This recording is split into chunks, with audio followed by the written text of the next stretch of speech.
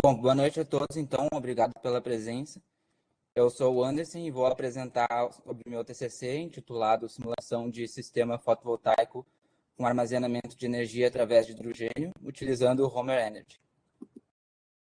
A agenda da minha apresentação inclui, primeiro, a introdução, uma breve introdução ao assunto, passando pela metodologia, apresentando um estudo de caso e chegando, então, aos resultados e às conclusões do trabalho. Bom, então, primeiramente, qual é a motivação para esse trabalho?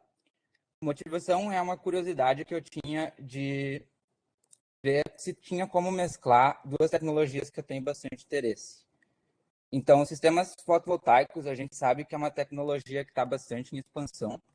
É uma tecnologia que tem baixa emissão de carbono e baixo custo, mas ela também tem alguns poréns. Eu deixei aqui dois poréns, que são dois problemas que ela apresenta, que são a intermitência e o efeito canibal.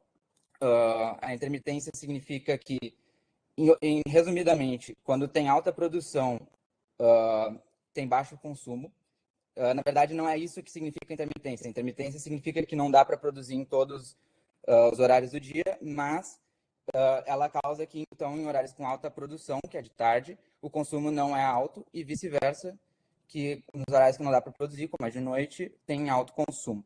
E o efeito canibal, ele diz respeito a um problema que, cada vez que for acrescentado mais e mais sistemas fotovoltaicos, isso reduz o lucro de todo mundo, justamente porque aumenta a produção nos horários que já é alta e, por consequência, baixo preço de venda de energia. Então, é uma tecnologia que também pode ser usada em conjunto com sistemas de armazenamento. E esses sistemas de armazenamento, eles podem trazer grandes vantagens ao estabilizar a produção, reduzindo assim os efeitos da intermitência, e ela tem a energia pronta para uso de acordo com a necessidade. Em compensação, ela tem um custo extra que pode ser bem encarecedor e tornar a tecnologia inviável. Nesse trabalho, eu estou interessado em saber a viabilidade do uso do hidrogênio como armazenamento de energia. Então, o hidrogênio, ele é um gás, né, H2, em condições padrão. Existem diversos métodos de produção do hidrogênio, e eu vou destacar o hidrogênio verde, que é o que eu estou interessado, né, que é o método a partir de fontes renováveis, da eletrólise da água, né.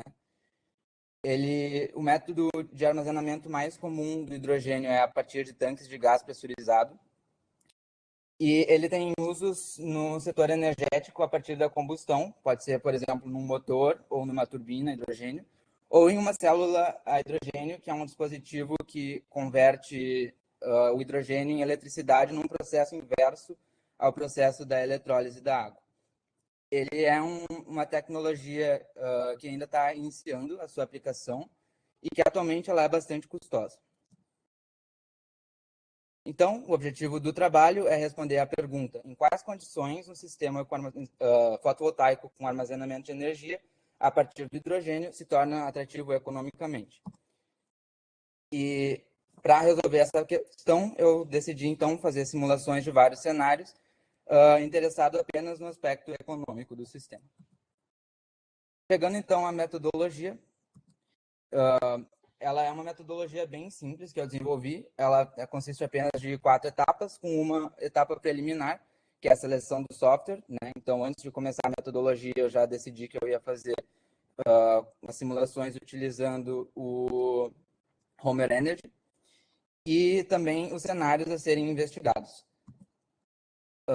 Então, as 4 etapas são: primeiramente, a definição da topologia da rede, ou seja, quais são as fontes de energia, quais são os barramentos necessários para o sistema, qual que é a curva de carga da carga. Fazer a terceira etapa é modelar os componentes do sistema dentro do software. Então, dizer para o software como é que se comporta cada um desses componentes do sistema, e então efetuar a simulação. Primeiro se fez uma simulação com os valores atuais de custo. Depois, a partir dos cenários desejados, altera-se os custos dos componentes que vai se variar o custo para aquela simulação, efetua-se a simulação e no momento em que todas as simulações desejadas foram efetuadas, se faz uma análise e chega a, então, alguma conclusão. Então, como eu disse antes, a gente está interessado nos aspectos econômicos, que são o custo presente líquido do sistema, CPL, e os custos nivelados de produção da energia, que são o LCOE, do inglês Levelized Cost of Energy.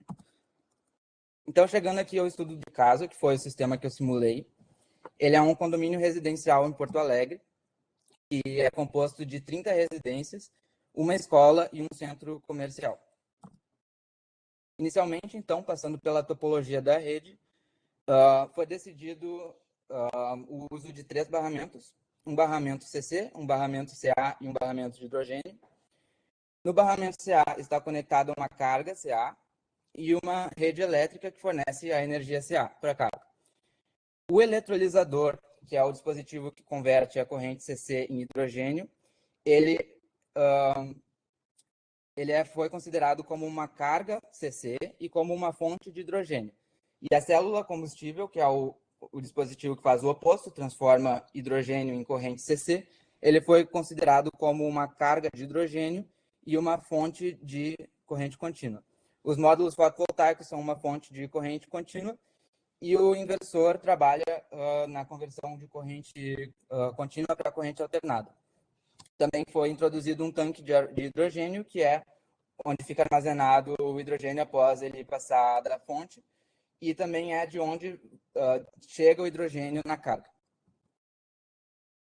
Então, passando aqui para a modelagem da curva de carga, as residências eram 30 residências, a gente considerou que fossem 20 residências com consumo de 300 kWh por mês e as outras 10 com consumo de 400 kWh por mês. Todas elas partiram de um perfil diário, que é um perfil diário já definido pelo próprio Homer Energy, e de uma distribuição sazonal com um foco de consumo, pico de consumo em janeiro e nos meses de verão. Para o comércio, se considerou que o consumo total do comércio ele deveria ser aproximadamente igual ao consumo total de todas as residências junto. E para a escola, se decidiu fazer um consumo de 700 kWh por mês, sendo reduzido nos finais de semana e reduzido também nos meses de férias escolares, tendo um perfil de carga ligeiramente modificado, como está visto aqui nessa tabela. Então, ele atende 100% do perfil aqui nos horários de aula e tem um consumo reduzido nos horários após a aula. Então, continuando na modelagem dos componentes, os módulos fotovoltaicos selecionados foram os módulos da Trina Solar, 650 watt-pico, com um custo de aquisição de $500 por quilowatt-pico e um custo operacional de $10 por quilowatt-pico por ano. A vida útil das placas são de 25 anos, assim como o tempo que eu estou simulando o projeto também é de 25 anos. Em seguida, o inversor, ele é um inversor da Solis com 20 kW. O custo de aquisição dele é de $300 por quilowatt e um custo operacional de $100 por unidade por ano. A vida útil foi estabelecida em 15 anos. Continuando aqui a modelagem dos outros componentes, a célula combustível ela foi modelada como sendo uma célula de 5 kW. O custo de aquisição da célula é de $194 por quilowatt. O custo operacional é de $0,1 por hora de uso e a vida útil é de 40 mil horas. O eletrolisador também tem uma potência de 5 kW. O custo de aquisição dele é um pouco mais alto, de $600 por quilowatt, e um custo operacional de $10 por quilowatt por ano. Vida útil de 15 anos. O tanque de hidrogênio ele tem uma capacidade de 0,5 kg de hidrogênio. O custo de aquisição é de $750 por quilograma. E a vida útil é de 25 anos. E, por fim, a rede foi estabelecida como 0,17 kWh, 0,17 dólares por quilowatt-hora. Então, com base nesses modelos base, foram feitas 3 simulações. A primeira simulação teve esses valores base para ser efetuada a simulação. A segunda simulação, o custo da rede foi alterado de 0,17 dólar por quilowatt-hora para 0,34 dólar por quilowatt-hora, ou seja, dobrou o custo da rede. E para a terceira simulação, o custo da rede voltou para 0,17 dólar por quilowatt-hora. Em compensação, os custos de aquisição e de operação do eletrolisador, da célula combustível e do tanque de hidrogênio foram reduzidos pela metade. Essas simulações, elas têm o objetivo de ver a segunda simulação, qual é o efeito do aumento do custo da rede na viabilidade do sistema, e a terceira simulação tem o objetivo de ver qual é o efeito da redução dos custos da tecnologia na viabilidade do sistema. Em compensação, a primeira simulação ela é o cenário base, que serve para ver como é que está a viabilidade do sistema hoje e o que poderia ser feito para mudar. Então, chegando aqui primeiro aos resultados de custos de custo presente líquido e custo nivelado de eletricidade, de energia dos sistemas. A primeira simulação, ela trouxe um custo para a rede de 547 mil dólares. Em comparação, no cenário de rede mais fotovoltaica, deu 446 mil. Isso significa que é mais vantajoso colocar placas fotovoltaicas do que utilizar somente a rede. Isso já era esperado, porque a energia fotovoltaica ela é mais barata do que a energia da rede no Brasil. E, em compensação, no cenário com armazenamento de hidrogênio, o custo ficou mais alto do que o custo só com fotovoltaica. Isso significa que esses 3 mil dólares de diferença aqui é um custo que tu está pagando a mais para ter o sistema de armazenamento e, então, portanto, é um sistema que inviabiliza porque é mais vantajoso ter somente o fotovoltaico. A segunda simulação trouxe um custo bem mais alto para a rede, de 1 milhão e 9 mil dólares. Esses custos, só para explicar, ele avaliou... Anderson, eu não sei para os demais aí, mas para mim não está aparecendo nada aqui na simulação 2, está só uma tela em branco. Aqui está aparecendo normal. Não aparece o CPL aqui? Sim, aparece uma tabela aqui com os resultados.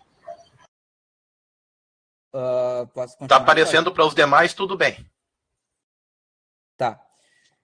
Então, o custo, esse CPL, ele avalia todos os custos, todos os gastos feitos pela tecnologia ao longo de toda a vida útil do sistema e ela traz para o valor presente, ou seja, para como se fosse ser feito todos esses custos fossem feitos agora, hoje, né? E, portanto, que o custo da rede é 1 milhão. Em comparação, rede mais fotovoltaica é bem mais baixo, 789 mil. Essa é uma redução de mais de 20%.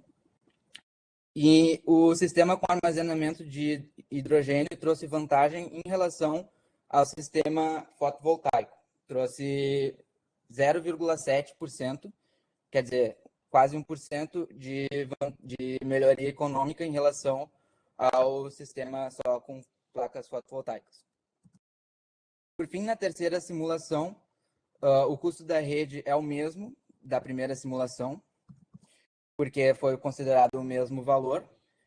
Em compensação, o custo de rede mais fotovoltaica com armazenamento de hidrogênio foi reduzido para 446 mil dólares, que é o mesmo custo praticamente o mesmo custo de fotovoltaica, só fotovoltaica e rede, o que implica que essa tecnologia ela é competitiva, mas ainda não chega a ser vantajosa.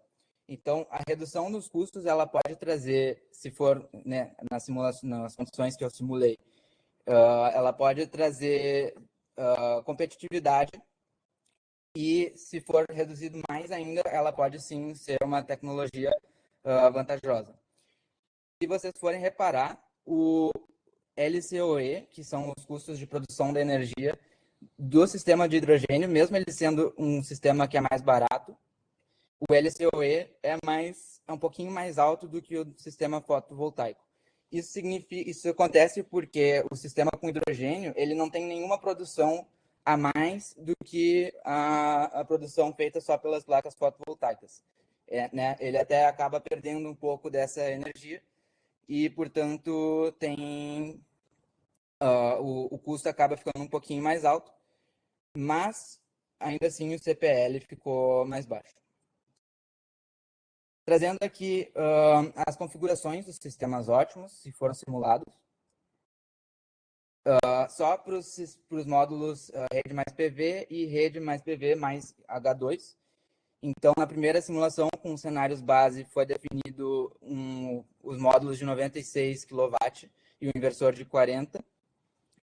Para o cenário com hidrogênio, foi feito um pouquinho mais de módulos fotovoltaicos e um pouquinho mais capacidade do inversor, com os dados aqui do eletrolisador, do tanque e da célula. Esses dados, todos eles foram os mais baixos possível, porque é uma tecnologia que encarece no cenário atual. E, portanto, pode-se ver aqui que foi feita uma simulação com o menor valor possível. Para a segunda simulação, foi bem diferente. Pode-se ver que tem um grande aumento na capacidade fotovoltaica do sistema só com PV para o sistema com armazenamento de energia. Isso se deve porque, como se vai utilizar o hidrogênio para geração para armazenamento da energia, é necessário ter uma produção fotovoltaica maior, de forma que, nos momentos que não tem produção fotovoltaica, em vez de pegar da rede, vai se pegar a energia do sistema hidrogênio e, portanto, tem que produzir mais do que se fosse utilizar com a rede, no sentido de que a rede forneceria para toda a operação noturna, por exemplo. Consequentemente, o eletrolisador foi 3 vezes maior do que o eletrolisador com base no cenário dos custos atuais. O tanque de hidrogênio também foi maior. E a célula a hidrogênio não foi muito maior, provavelmente porque não há necessidade de ter um pico de potência tão alto. Trazendo os dados da terceira simulação, novamente tivemos 96 kW, assim como na primeira simulação, para a rede mais fotovoltaica. De novo, teve um pouco de aumento no sistema com hidrogênio. E, dessa vez, o eletrolisador, e o armazenamento, o tanque de hidrogênio, eles ficaram em valores intermediários entre o maior e o menor, porque é uma tecnologia que vai ser necessária, mas vai ser pouco necessária, vai ser só não vai ser muito utilizado, porque se fosse fazer um sistema maior, provavelmente os custos iriam encarecer mais o sistema do que iria ter de vantagem econômica fazer o uso desse sistema. Bom, então, conclusões. A infraestrutura do hidrogênio, atualmente, ela é muito incipiente. Se fossem feitas melhorias nessa infraestrutura, tanto na distribuição do hidrogênio, quanto no armazenamento, né? Distribuição, eu quero dizer transporte, quanto nos métodos de produção e de uso do hidrogênio, ele pode se tornar mais útil para armazenamento de energia e pode melhorar ainda mais a performance econômica de sistemas renováveis. Mas, com os custos atuais simulados, ele não se mostrou uma tecnologia viável nos custos que eu simulei. Isso não quer dizer que em outros países que tenham eletricidade mais cara, como, por exemplo, na Europa, o hidrogênio não seja viável. Essas simulações que eu fiz foram com valores aproximados das tecnologias brasileiras, né? E em outros países poderia ser mais atrativo. Por fim, a evolução tecnológica, então, pode tornar o hidrogênio mais atrativo no Brasil e em outros países. E incentivos fiscais poderiam tornar o hidrogênio mais competitivo ao aumentar o custo de outras fontes de energia, como, por exemplo, as fontes fósseis, petróleo, gás natural, tornando, então, o custo total da eletricidade mais alto, né? E, em compensação, iria fazer a tecnologia do hidrogênio ser mais vantajosa. Muito bem, essa era a minha apresentação. Obrigado pela atenção.